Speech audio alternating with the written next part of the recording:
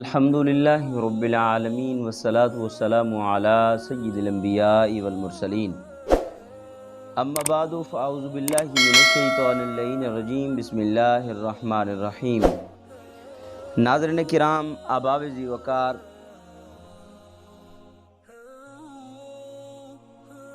آج کا جو عنوان ہے، کیونکہ یہ محرم الحرام شریف کا مہینہ ہے، تو ایک حدیث مبارکہ جو کہ صحیح مسلم شریف کی روایت ہے اور مشکاہ شریف میں بھی موجود ہے، اس کو ہم بیان کرتے ہیں۔ اس کا عنوان ہے کہ جہاں قرآن وہاں اہل بیت۔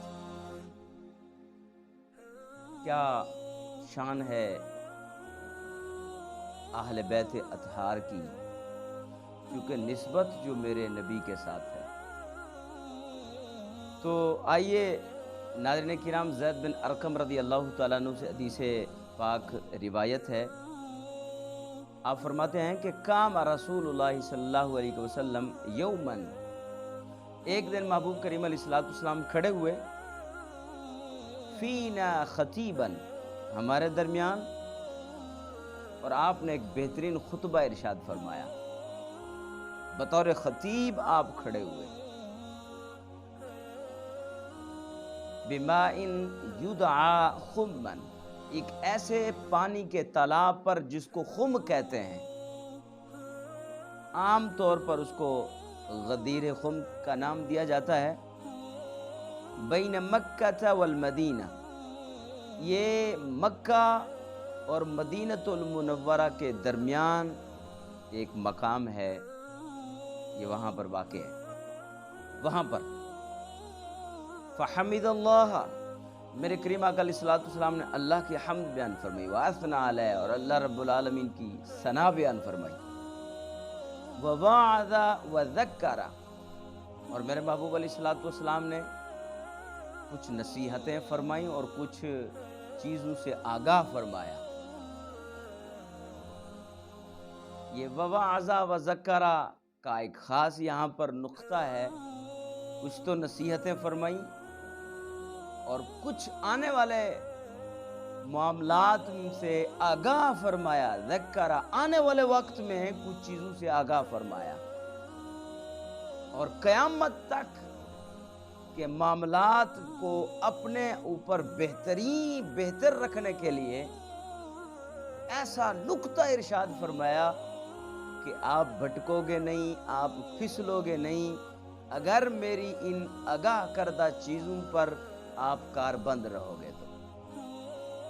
اب آئیے سنتے ہیں وہ چیزیں کیا ہیں جو کہ محبوب نے نصیحتیں بھی فرمائیں، واعظ بھی فرمایا، آگاہ بھی فرمایا۔ وہ چیزیں ہیں تو ہیں کیا؟ آئیے آج کے اس جو ہے وہ دورانیہ میں ہم اس گفتگو کو جو ہے وہ سنتے ہیں۔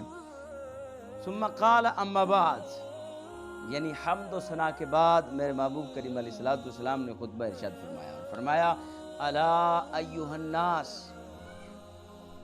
کریم آقا نے ارشاد فرمایا، اے لوگو، انما انا بشر یوشک ان یأتینی رسول ربی، فرمایا میں آپ کے سامنے بطور بشر موجود ہوں، اور قریب ہے کہ میرے پاس میرے رب کا قاصد آ جائے اور میں اس کو لبیک کہہ دوں۔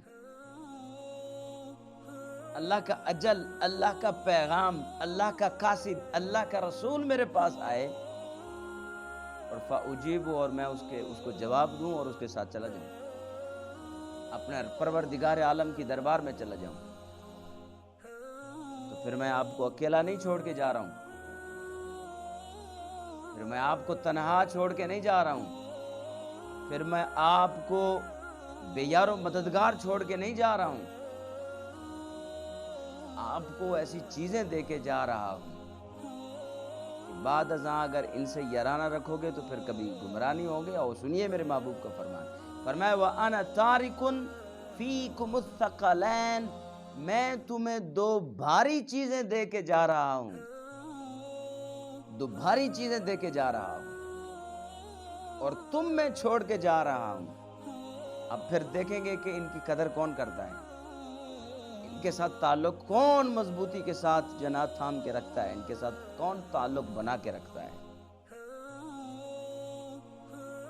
اللہ اکبر کبیرہ۔ اب ثقلین سے ان دونوں چیزوں کی عظمت کو بیان کرنا مقصود ہے۔ ثقلین ثقل سے ہے وزنی چیز، بھاری چیز، جیسا کہ قرآن کریم میں بھی انہی الفاظ کے ساتھ وہ الفاظ موجود ہیں، انا سنلقی علیک قولا ثقیلا۔ جب کسی چیز کی عظمت کو بیان کرنا مقصود ہو تو پھر ثقلین کے لفظ اور ثقیل کے لفظ سے بھی بیان کیا جا سکتا ہے۔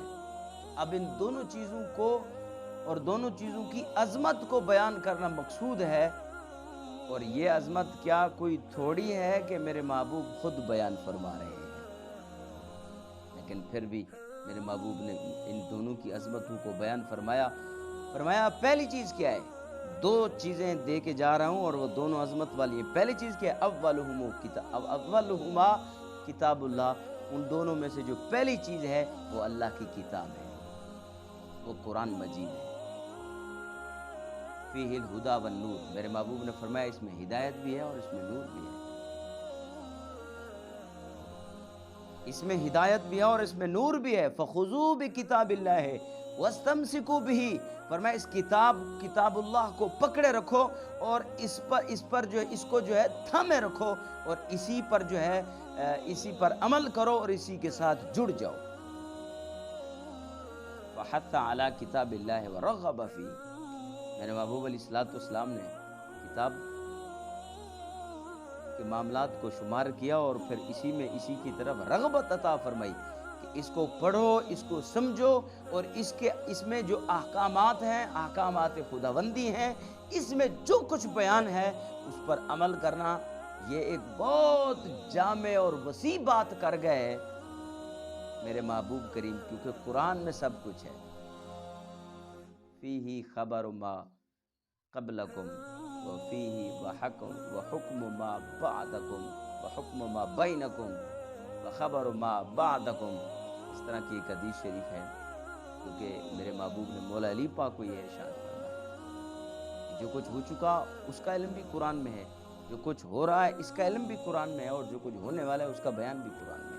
تو یہ ایک جامع بات ہو گئی، اور اس فرمایا اس کتاب اللہ کو تھامے رکھو۔ یہ کتاب اللہ ایک جامع معنی کتاب ہے،